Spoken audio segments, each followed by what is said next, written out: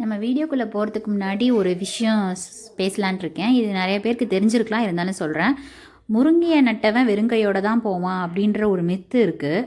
அது அந்த பழமொழிக்கு உண்மையான அர்த்தம் என்னென்னா, முருங்கை மரத்தில் கிடைக்கக்கூடிய முருங்கைக்காய், முருங்கைக்கீரை, பூ இந்த மாதிரி பொருளெல்லாம் நம்ம உணவில் சேர்த்துக்கிறதுனால ஒரு வயசான காலத்தில் கோல் ஊனி, அதாவது கையில் கோல் ஊனி நடக்காமல் 2 காலோட வெறும் கையோடு போவான் அப்படிங்கிறது தான் அந்த உண்மையான பொருள். அதுக்கு அதை தப்பாக புரிஞ்சுக்கிட்டு நம்ம கேள்விப்பட்டிருப்போம். நிறைய பேர் வீட்டில் முருங்கை மரம் நட்டக்கூடாது, அது இருந்தால் ஆகாது, அதனால் வருமானம் எதுவும் வராது, லாபம் இருக்காது அப்படின்றதெல்லாம் ஒரு பொய்யான கருத்து. இது இப்போ நான் சொன்னது தான் உண்மையான கருத்து. ஸோ எல்லோரும் வீட்டில் கண்டிப்பாக இடம் இருந்தால் ஒரு முருங்கை மரம் நட்டு வைங்க. அடிக்கடி இதை உணவில் சேர்த்துக்கோங்க. உங்கள் எல்லாருக்கும் தெரிஞ்சது தான், இது எலும்புக்கு அவ்வளவும் ரொம்ப ரொம்ப நல்லது. ஸோ இந்த சூப் எப்படி பண்ணுறதுன்னு இப்போ பார்த்துடலாம். ஒரு பெரிய கப் அளவுக்கு முருங்கைக்கீரை எடுத்துக்கலாம். இதை நல்லா அலசி வச்சுருக்கோம். இப்போ பாசிப்பயிரை நல்லா வேக வச்சு எடுத்து வச்சுருக்கோம். அப்புறம் பார்த்திங்கன்னா 1 ஸ்பூன் மிளகு, 1 ஸ்பூன் ஜீரகம், 2 ஸ்பூன் கொத்தமல்லி, அதுக்கப்புறம் 2 தக்காளி, 2 வரமிளகா, ஒரு கொத்து கருவேப்பிலை, 2 பல் இஞ்சி துண்டு, அதுக்கப்புறம் ஒரு 10 பல் பூண்டு, 10 பல் சின்ன வெங்காயம். இப்போ இது எல்லாத்தையும் மிக்சியில் போட்டு நல்லா இந்த மாதிரி மைய அரைச்சி எடுத்து வச்சுக்கலாம். இப்போ குக்கர் அடுப்பில் வச்சுட்டு அது ஹீட் ஆனதுக்கப்புறம் 1 ஸ்பூன் நல்லா இந்த மாதிரி நெய் விட்டுக்கலாம்.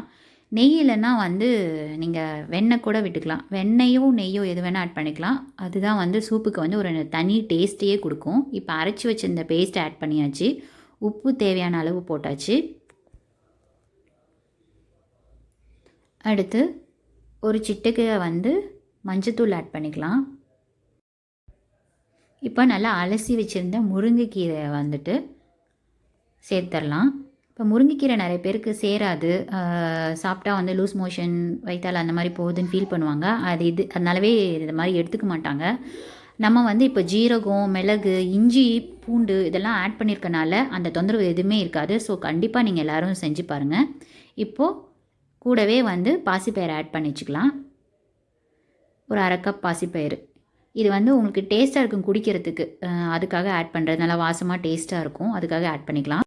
இப்போ இதை நல்லா மிக்ஸ் பண்ணிவிட்டு தேவையான அளவு தண்ணி ஊற்றிக்கணும். இப்போது எத்தனை பேர் வீட்டில் 4 பேர் இருக்கீங்கன்னா 4 டம்ளர் அந்த மாதிரி தண்ணியை ஆட் பண்ணிக்கலாம். இது எலும்பு முறிவுக்கெல்லாம் ரொம்பவே எஃபெக்டாக இருக்கும். யாருக்காவது எலும்பு முறிவு ஏற்படுச்சுன்னா அடிக்கடி இந்த சூப் வச்சு குடிச்சிங்கன்னா சீக்கிரமாக எலும்பு கூடிடும். அவ்வளோ சத்து இருக்குது இதில்.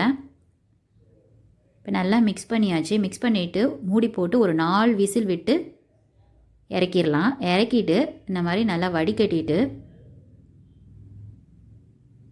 சுட சுட சர்வ் பண்ணுங்கள். நல்லா டேஸ்ட்டாகவே இருக்கும். சூப் நல்லாயிருக்கும்.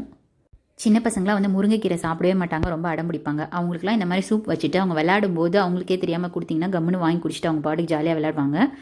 ஸோ இந்த வீடியோ உங்களுக்கு பிடிச்சிருந்தா மறக்காமல் சப்ஸ்கிரைப் பண்ணிவிடுங்க, ஷேர் பண்ணுங்கள், லைக் பண்ணுங்கள், கமெண்ட் பண்ணுங்கள். பை.